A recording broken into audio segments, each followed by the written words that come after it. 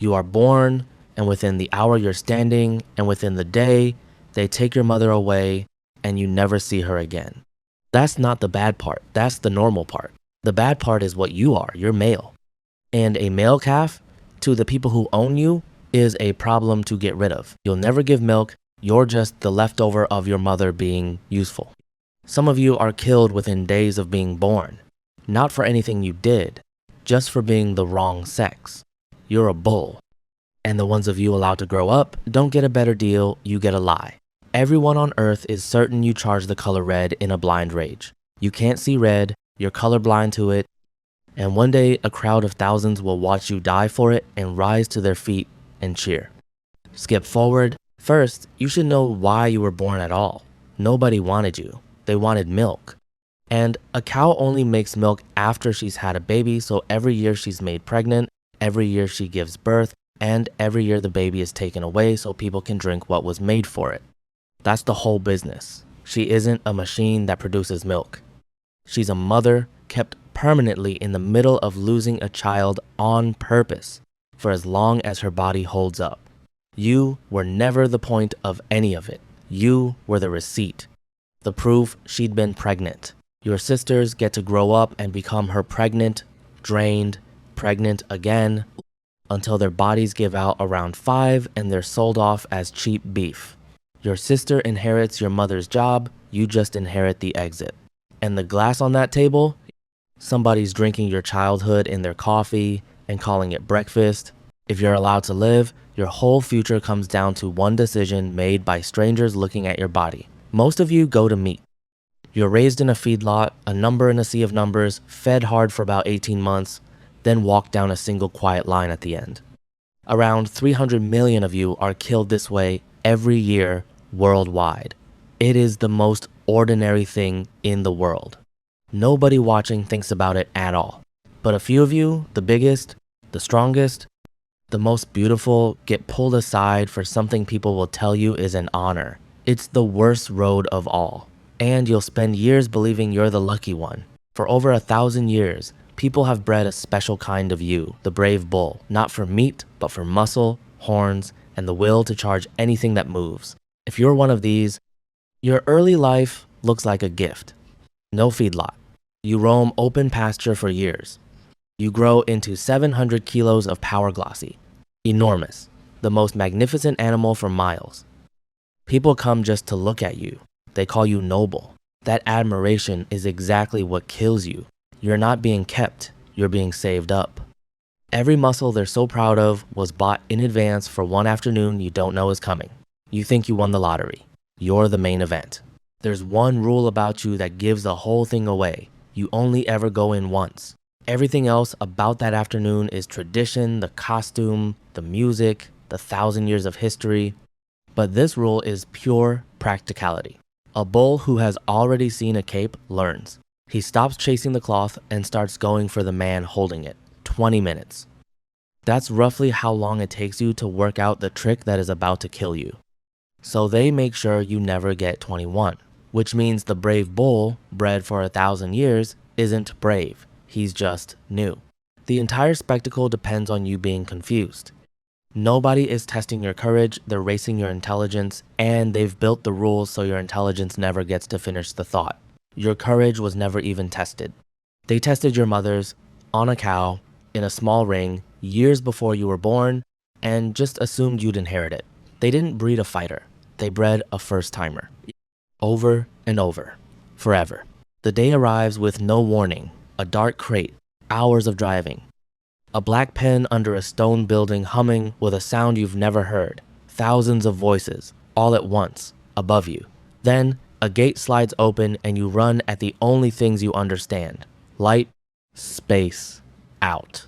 You burst into blinding sun and a wall of roaring people, and 1,000 years of breeding takes over. Your body looks for something to charge. And here's where the lie about you finally matters. A man stands in front of you snapping a red claw through the air, and you charge it, and every single person watching is certain they know why. He's using red. Red makes you crazy. Everyone knows that.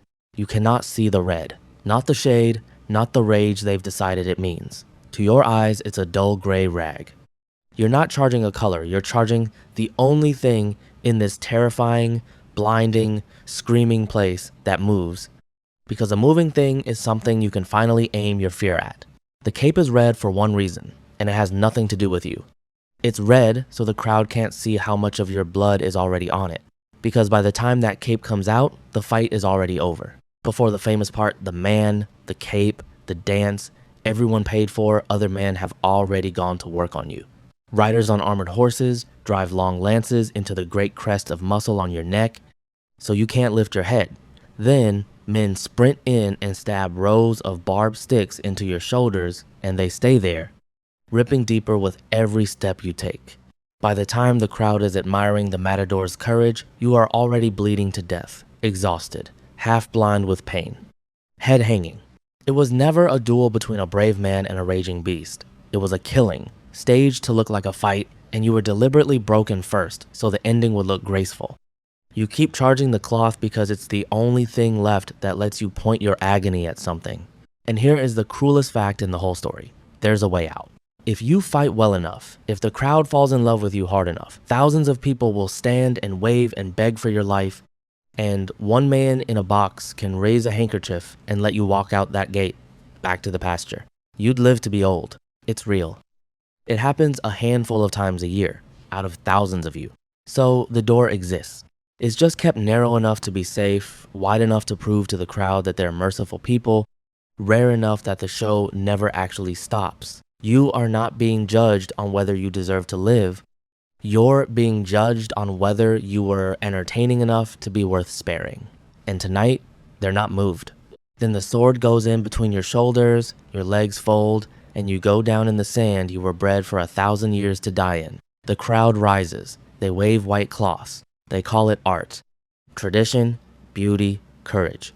Horses drag your body out through a gate while they're still cheering, and the next bull is loosed before your blood dries. You were 4, maybe 6 years old. A bull can live 20. You're not finished being useful. The man who killed you is handed pieces of you as prizes, an ear, sometimes both, sometimes your tail. He holds them up and walks a lap while people throw flowers at his feet. The rest of you goes out the back, into a butcher's room under the seats. By that night, you are on a plate in a restaurant a few streets away, written on the menu as a specialty, priced higher because of how you died. So the art, the honor, the 1,000 years of tradition, all of it ends in exactly the same place. Your brother in the feedlot ended, you were a spectacle at 6, and dinner by 9. Here's the part nobody wants to sit with. The whole world will call what happened to you barbaric. People will sign petitions.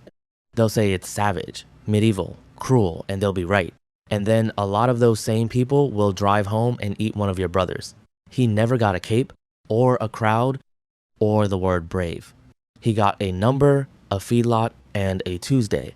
And he was killed out of sight, so no one had to watch, and then he was wrapped in plastic and sold for dinner. One bull dying in a ring is an international scandal. 300 million bulls dying in silence is a grocery list. The cruelty everyone can see, they hate. The cruelty on their own plate, they don't think about at all. You died in front of a screaming crowd. Your brothers died so quietly, the world calls it food. Ask yourself which one of you actually got the worst deal, and be honest. And you were the chosen one, the best of your kind. Bred for 1,000 years to be more magnificent than any bull before you, and the better you were, the more certain your death. Strength was never your protection. It was your sentence. DID, the moment they decided you were beautiful, they decided you were finished. Somewhere tonight, in the dark of a barn, another one of you is being born, standing within the hour, his mother licking him clean. For a few warm hours, the world is good. By tomorrow, she'll be gone.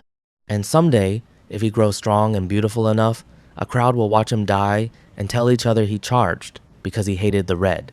He'll never see the red. He won't hate anything. He'll just want the pain to stop, and he'll aim himself at the only thing that moves. You died in the open, in front of thousands, and they called it brave. There's a creature that dies the exact opposite way alone, in total silence, in a glass bowl on a kitchen counter, killed slowly by the one person who loves it most. And unlike you, it remembers every second of it.